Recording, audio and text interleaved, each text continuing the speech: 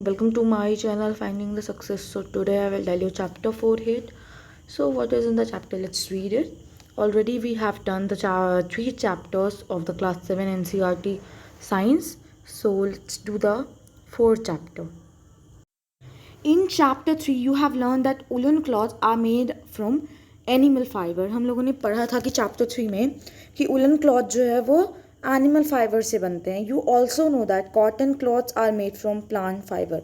और हम लोग ये भी जानते हैं कि जो कॉटन होता है वो प्लांट फाइबर होता है. ठीक है, प्लांट से ऑब्टेन करते हैं हम लोग उसको. तो we wear woollen cloth during winter when it is cold outside. हम लोग गर्म मतलब उलन क्लॉथ पहनते हैं, गर्म कपड़े पहनते हैं, ऊनी कपड़े पहनते हैं ताकि हमको ठंड से राहत मिले, ठंड से हम लोग बच सकें जो बाहर में ठंड होती है उस टाइम, ठंड के टाइम में. Woollen cloth keep us warm. Woollen cloth हमें वार्म रखता है. We prefer to wear light coloured cotton cloth when it is hot. और हम लोग प्रेफर करते हैं कि हम लोग cotton light coloured cotton clothes पहने क्योंकि बहुत ही ज़्यादा गर्मी होती है गर्मी के टाइम में. और लाइट कलर्ड क्लॉथ जो है वो हमें गर्मी से राहत देते हैं. कॉटन क्लॉथ जो होता है this give us feeling of coolness. ये हमें ठंड की फील देता है. ठीक है, ठंड लगते हैं हमको. You might have wondered why particular types of cloth are suitable for a particular season. अब आप लोग समझ रहे होगे कि पार्टिकुलर टाइप ऑफ क्लॉथ क्यों सुटेबल है एक पार्टिकुलर सीजन में. ठीक है, in winter you feel cold inside the house. Winter में आपको घर के अंदर भी ठंड लगती है. अगर आप बाहर निकलते हो सन के तो आपको वार्म लगती है. और वही समर में अगर आप घर के बाहर निकलोगे तो आपको बहुत ज़्यादा गर्म लगेगा. How do we know whether an object is hot और कोल्ड. अब कोई ऑब्जेक्ट गर्म है या ठंडा है तो उसको हम कैसे चेक करेंगे, कैसे जानेंगे. How do we find out how hot और कोल्ड एन ऑब्जेक्ट इज़. अब हम लोग कैसे फाइंड आउट करेंगे कि कितना कोई भी चीज़ कितना हॉट है कितना कोल्ड है. In this chapter we shall try to seek answers to some of these questions. अब हम लोग यहाँ पे ट्राई करेंगे इन्हीं सारे क्वेश्चंस के आंसर को फाइंड आउट करेंगे. हॉट एंड कोल्ड, गर्म और ठंडा. तो in our day to day life we came across a number of object. हमारे डे टू डे लाइफ में हम लोग बहुत सारे ऑब्जेक्ट्स को देखते हैं. तो सम ऑफ देम आर हॉट, कुछ हॉट होते हैं 1 मिनट, और कुछ कोल्ड होते हैं. T is hot and I is cold. T जो है वो हॉट है एंड आइस जो है वो कोल्ड है. List some object you use commonly in table 4.1. अब जो आप कॉमनली यूज़ करते हैं कुछ ऑब्जेक्ट को उसको आपको टेबल 4.1 में लिखना है. मार्क द ऑब्जेक्ट हॉट और कोल्ड. अब आपको वहाँ पे मार्क भी करना है कि वो ऑब्जेक्ट हॉट है या कोल्ड है. Do not touch object which are too hot. जो बहुत ज़्यादा गर्म होते हैं ऑब्जेक्ट उसको कभी टच मत करिएगा. Be careful while handling a candle flame और अ स्टोव. एकदम केयरफुल रहिएगा जब आप एक कैंडल फ्लेम को उठा रहे हो या फिर एक स्टोव को उठा रहे हो. ठीक है, we see that some object are cold and some are hot. हम लोगों ने देखा कि कुछ ऑब्जेक्ट्स जो होते हैं वो कोल्ड होते हैं और कुछ जो होते हैं वो हॉट होते हैं. You also know that some object are hotter than others while some are colder than others. अब कुछ जो चीज़ें होती है वो हॉट होती है दूसरे से और कुछ कोल्ड होती है दूसरे ऑब्जेक्ट से. How do we decide which object is hotter than other. तो कौन सा ऑब्जेक्ट किससे कितना ज़्यादा हॉट है इसके बारे में हम लोग डिसाइड करेंगे. तो we often do it by touching the object. तो हम लोग कैसे डिसाइड करेंगे, हम लोग टच करेंगे तब हमें पता चलेगा. But is our sense of touch reliable. क्या हमारा जो टच है सेंस ऑफ टच है क्या वो रिलेट करेगा इस बात को. Let us find out. अब इसको भी देखते हैं. अब एक्टिविटी 4.1. तो take small 3 tubs. 3 small tub लेना है या फिर कंटेनर. उसको ABC लेबल कर दो. एक में कोल्ड वाटर रखो मग ए में, हॉट वाटर रखो मग बी में और मिक्स करो. नाउ आगे चलते हैं.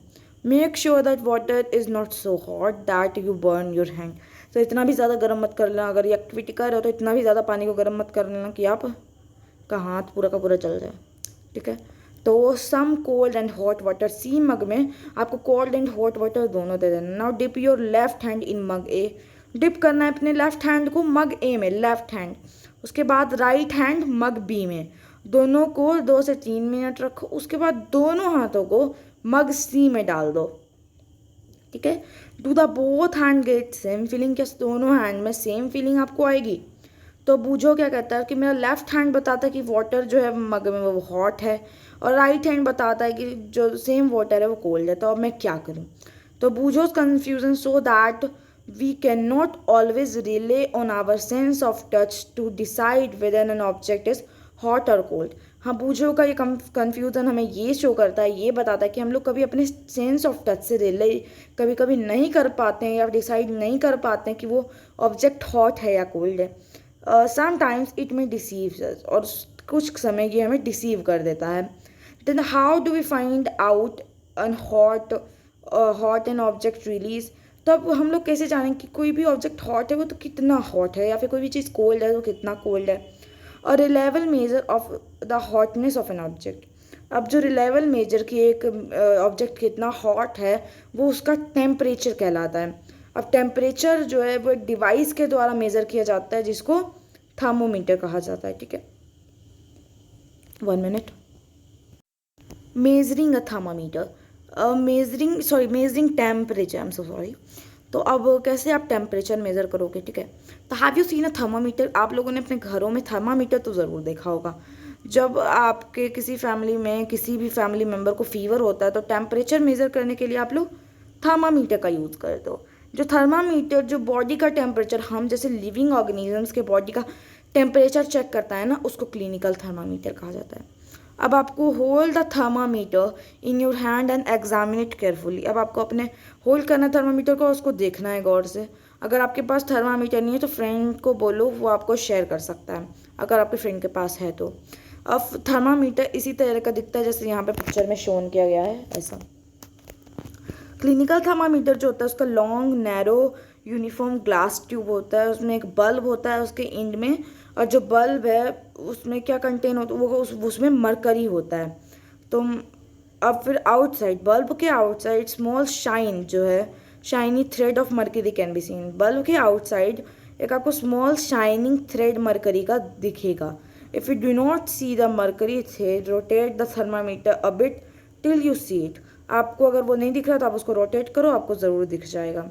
The scale we use is the Celsius scale, और जिस स्केल को हम यूज़ करते हैं ना टेम्परेचर देखने के लिए वो सेल्सियस स्केल कहलाता है, उसको हम इंडिकेट करते हैं डिग्री सेल्सियस से। ठीक है, Boojho wondered which of the two scale shown in figure 4.2। 4.2 के फिगर में आपको कौन कौन सा सेल्सियस स्केल दिखाया जा रहा है।